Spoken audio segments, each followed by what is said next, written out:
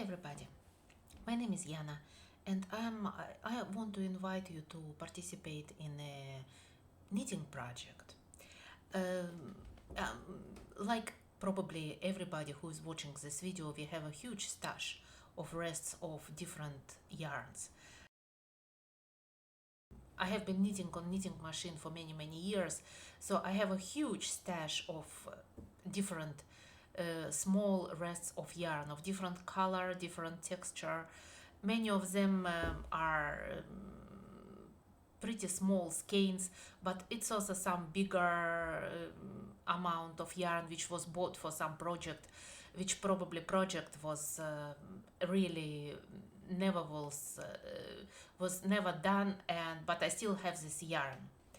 And now I decided that I want at least to try to use some of this yarn to make some nice to knit a nice thing, usable things. And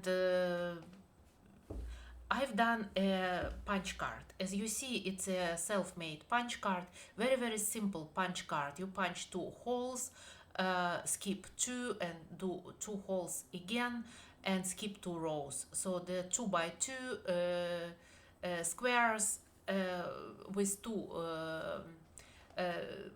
stitches in between and 2 rows without holes. So it's very simple. I make a PDF document with this punch card and put a link to this punch card below this video. If you like it, you can upload it and make your own punch card. I have a video how to make punch card from scratch on a piece of paper when you print on your printer and laminate and make your punch card. Otherwise, if you have a blank punch card, you can easily punch it this way. So it's a different way to do it. And I used this punch card. It's very short punch card. I just came home from work and made this punch card because I decided, I just have to begin, because of otherwise, it will be never. When you have a good idea, you have to do it right now, because of otherwise it's hard. So I made this short punch card, but it was long enough to knit this swatch and made a swatch. And afterwards, I went to my box, my treasure box, containing all rests of yarns I have. As you see, it's not, of course, it's not all of them. It's just them was, I just grabbed some of them which was in this box.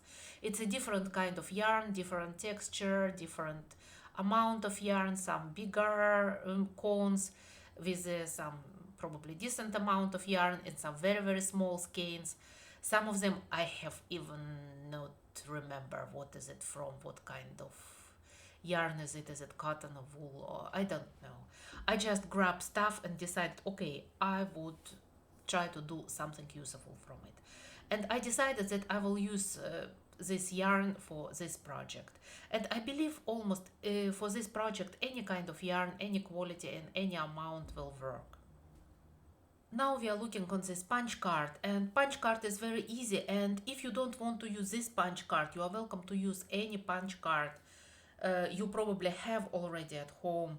It can be small motifs, it can be larger motifs, and it's up to you, because of here is a project to use our stash, use rest of our yarn we have at home, and just try to use something when you find convenient. As you see, I need a swatch. I use this punch card that I showed you, and I need a swatch. This swatch is 100 row long and 50 row wide. And I started with a hem. I always, when I knit my swatches, I always do swatches with hem, because of this way it's easier for me to assess how does this hem work with my fabric. And I have over years I tried different types of hem and find out that this hem work very well for me. It's very easy to do, and it almost always looks nice. I really never had problem with this. I have a video regarding this hem. It's probably one of my first video I've done on YouTube, and I put link to this video below this in the comments, so you can probably try it, see, probably this kind of hem will work for you. And I knitted two rows, and it's a two this squares with the same color of yarn. But if you will do it, you can decide, you can use one color for each row of squares, or you can use three, four, and all of them. It's up to you, because if there is no rules here, this way you can knit whatever you want. You can knit a garment for your children, for babies, for your children, for teens, for adult, for older people. Everything will depend of basically it doesn't depend of anything. You can, if you want to make a very colorful thing for summer, use different color. If you want to do some kind of almost casual thing, you can use black and white and gray stuff, so it will be very casual and suitable for work. And you can do with a long sleeve, with short sleeve, you can basically do whenever you want. And I have a couple of suggestions how we can do this, how we can knit this garment, piece of garment. And I suggest that we do it easy, because of we can always make things difficult, but if we make things difficult, so it means that it's a larger chance that it will not work for you. But if you keep things easier, it's a larger chance that you will knit your garment, and you will be successful with your garment, and you will be happy with your garment. So you will continue to use your garment for your and enjoy it each time you take it off from your you take it off and pull it on. um, Generally, my philosophy about knitting, you have to use simple methods and try to do it as simple as possible, and this way you probably have a less risk to avoid frustration and make a nice things with a shorter time and smaller effort. Now I'm showing the pearl side of this my swatch. It looks nice as well. It can be knitted on pearl side as well. It looks a little bit similar to weaving pattern. I have basically three suggestions how we can do these things, and all of them are pretty simple. The first one probably the simplest.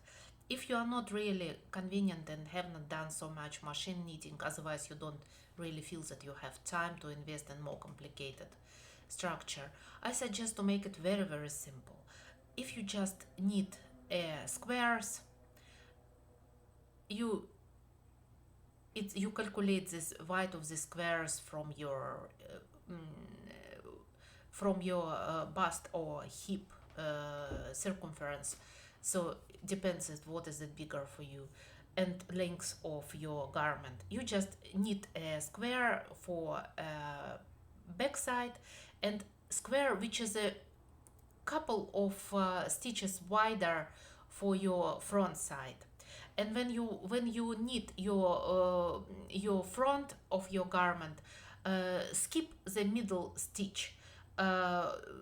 Put the needle in the middle of your knitting, in the middle stitch number 0. Put it in a posterior nor working position backward, so you will have a skip stitch there, and you will use it as a marker, because I suggest that we make a cut and sew, use a cut and sew technology to make this garment. So we just cut the middle of our frontal part, and we cut our neckline. So we don't shape it by knitting, we just cut it using a serger, otherwise using a zigzag and scissors. If you are not convenient, if you are not sure that you can make a buttonhole, there are several solutions how to avoid making buttonhole. I show the one that I basically like to use, and I use it a lot. You can buy it on Amazon, on eBay. It's some kind of nice solution for if you want to avoid button and making buttonholes. Otherwise, you can use snaps, or use sewed snaps, or snaps using a snap press. After when you finish your squares, you sew your shoulder line and make your sleeves. And I suggest, for example, that you will use a Fair Island knitting on your main part and just plain on your sleeves, and Fair Island on your armbands. Uh, so you can, this way you can get your pretty nice, pretty nice piece of garment. It's the absolute simplest way to do it. If you want to do it different way, you can, for example, choose to look in your, we are using our stash, using on your wardrobe and find, for example, jeans or pants or some kind of some kind of piece of garment that you for some reason don't use. And for example, in my wardrobe I have a garment shrinks. When I put piece of garment in my wardrobe and take it after a few months, it's always small for me. So I don't think it's something wrong with me, it's probably with the garments on my wardrobe. So I have I have decent number of garment which is too small to me. And you can use it to make if you're good to sew, you can use it to make your neckband or make your trim using these garments. So you can use snap buttons. Now I'm showing the third way, which I prefer to do and I would do for this project. I would make a raglan sleeve using I-raglan method. It's my own method. I never seen that someone used it before, so I still believe that it's I found this method. I have several videos on this channel about this method, how to do it with holes, without holes, with imitation of hand knitting, about joining and so on. It's extremely simple and extremely easy, and it's you avoid sewing a raglan line, which is pretty tricky because of you have to do it nice if you want to have a nice piece of garment. So I suggest to do it by using I-raglan, using your Fair Island until you begin to knit your raglan lines, and switch to one colored stockinette and knit your raglan lines using this stockinette, because it's a little bit easier. So you don't need to think about your Fair Island and partial knitting. So, and I suggest to doing the same way. To put one needle in posterior non-working position and zigzag the seam, otherwise use your serger, and cut a central seam and cut neckline. If you want, you can make shirt sleeves. If you want to make some piece of garment for summertime, you can choose to make a shirt sleeves. So this way you will have some kind of summer, knit a summer top. So there are so many possibilities to do it. And I suggest that I will do it. I start to do it probably today, and I will record it on a video. So I suggest that I will not record knitting for all whole garment, because of it does not make any purpose. It will be huge long video which no one really probably would have enough time to see. I suggest to make I will make a reasonably short videos of a main processes of this garment construction. I have already video regarding this hem. I will put link of this video below so that you can see it. So I will not repeat it. If you start to knit your hem and afterwards a Fair Island, I don't think that it's necessary to put a video how to knit Fair Island. If you have a machine with a punch card, otherwise electronical machine, this function built in a machine. If you have a simple machine which does not make any kind of pattern except for stockinette, you can make stripes. I have basically video, very interesting video. It's also my own thing, how to make stripes without changing of yarn in your knitting machine. I put this video as well. link to this video as well. Otherwise, you can make slip stitch manually, putting a needle in forward and make multicolored slip stitch. So there are many possibilities regarding which kind of knitting machine do you have. It's just question of, it's just question of that you just want to do it or not. And but I will concentrate. I don't know say so much about I-raglan because if I have really detailed videos regarding the construction of I-raglan. And but I would try to make a very detailed videos regarding a cutting of the middle of the fabric, cutting of neckline, making of neckbands and trims, uh, to uh, to cover our seams, our cutted line, because of it's not difficult, but it requires some skills. But as a result of this cut and sew way of do things, you will get a nice piece of garment very easy.